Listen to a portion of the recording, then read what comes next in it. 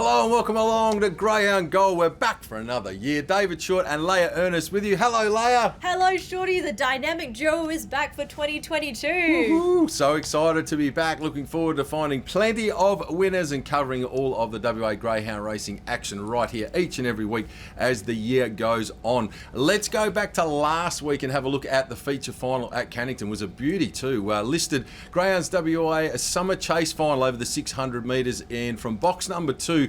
All zipped up, boots through in the early stages, manages to find the top. But look at Mambo Manelli from box 6, booting up hard underneath, all zipped up. They bump pretty significantly, this two, and you think, oh, down the back, they're still knocking each other around a little bit. Out wide, Cascade Manelli comes into it, but it's all zipped up that again he's able to regain the lead. Mambo Manelli again pushing through, looking to find that spot, turning for home, all zipped up, very brave, just keeps on kicking. Mambo Manelli has another tilt, but all zipped up, pulls out plenty. A really brave win from All Zipped Up overall there, beating Mambo Manelli. Cascade Manelli in third, West on Magada in fourth. 970, 23.37, 34 and 88. 1 1/4 by 2 1/4 the winning margins there. Congratulations to Sean Kavanagh and the Winning Connections. Good bunch of owners involved in this dog as well, Leah.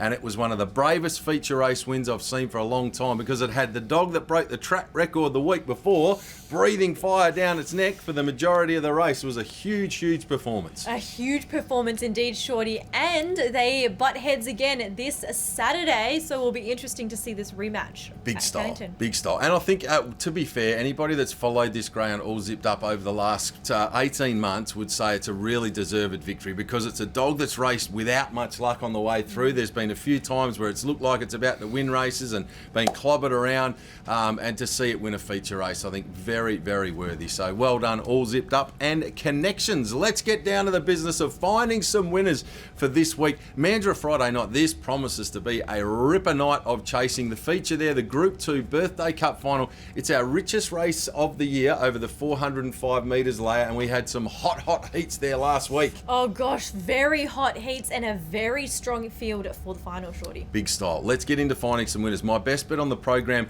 I'm going to race 8, number 1, Submariner. Now this chaser's had 5 starts from box number 1. It's won 4 of them. So for a greyhound that can use a bit of the track, box number 1 has proven to be a really nice draw for the dog.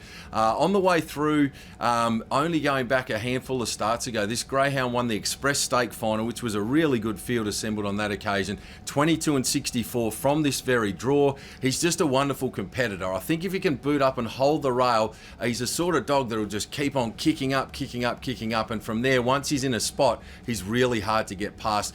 It's a good quality lineup. There's a lot of live hopes in this particular race, but I just think from the draw, knowing what sort of dog it is, we should get a good price about it. I think it's a nice bet on Friday night. My best bet, race 8, number 1, Submariner. And then from a value perspective, I'm going to race 9, number 6, Paddywhack. This greyhound's only had the 2 starts over the shorter trip of 302 metres. It's had a win in 17.19 and a placing in 17.30. Those times would be very competitive for a race like this. So something around that mark again for Paddywhack. We'll see it right there in the finish. It should be around the each way odds. I think it can give a bit of cheek. Race 9, number 6, Paddywhack, my value play. What about you, Leah? What are you going to kick off the new year with as your best bet on Friday night? Let's hope for some winners, Shorty. My best bet at Mandurah is in race 2, number 6, My Dad's Augie. Only the 4 starts for this greyhound, 2 wins and 2 seconds so far. Pretty good record for her. Plus those wins out of box 8 and box 6. So box 6 here drawn, not a concern for me. She also clocked a new PB last start of 22.73. All the other runners in this field still clocking over 23 seconds. So I think she's got a good chance here. Looks really well placed, absolutely. And West on Augie having some good success with the early pups that he's got on the ground across here in WA. My Dad's Augie looks a really nice bet early on in the card. What about a value play? My value play comes up in race 8, number 8, West on Fever. I was impressed by his run in the heats of the Birthday Cup to come second behind Sunset Piper.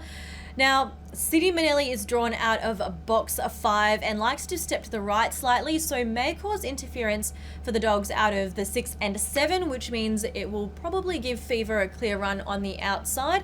So we'll see how this race pans out, but that's why I'm going for a bit of value here. West on Fever, race 8, number 8. It's the old Molly Ringwald, pretty in pink for Leia there on Friday night at Mandurah, hoping the Fairy Floss can deliver. Let's go to Saturday night at Cannington, and good luck to everyone there as well in the Group 2 Birthday Cup final. It should be an absolute bottler. Saturday night, Cannington for me, best bet race, 4 number 1 Brazil Manelli. A very capable sprinter, but this greyhound does grow a leg when it draws inside boxes. So from boxes 1 to 4, 15 starts. It's won 8 of them and placed on another 6 occasions. So 14 of 15 starts, boxes 1 to 4, has finished top 3. It's won more than half of them. It's a great winning hit rate. From box 1, it should sit right up on top of the speed, and from there take a power beating. Race 4, number 1, Brazil Manelli. And my value play comes up in race 2, number 8, Dodger Marley. It's definitely a place heavy go. This is an outstanding lineup that has been assembled, but there's a stack of pace, drawn boxes. Inside, middle, they're all going to be crushing over. Dodger Marley loves it out in box number 8. It'll be out there minding its own business, and if they happen to crash into each other with all of that early speed, it might find itself right there in the frame at a tremendous each-way quote. So I'm going the old Fairy Floss myself. Race 2, number 8, Dodger Marley. Place heavy play here in a really good race. Should get a nice each-way quote. I think it can be there in the finish at a decent price. Leia, over to you for your best bet and value on Saturday night. All right, at Cannington, Shorty, my value comes into race 2, number 1, Sapphire Rose. Dominating over the 380. Absolutely a star here with the 30 starts over this track and distance, 15 wins and 8 placings. So very good record. Almost a no-brainer for me, especially drawn out of the Cherry, Shorty. So race 2, number 1, Sapphire Rose is my best. Sapphire Rose to cash in on the draw, boot up and be the dog to beat. And the value play? Another Cherry bomber. Oof. Race 3, number 1, Mick Flash. So I'm going with Mick Flash. Only the 2 starts so far, but undefeated at Mandurah over the 405. A value play for me, seeing as it's his first start at Cannington and is also going up in distance, so it'll be interesting to see how he goes here.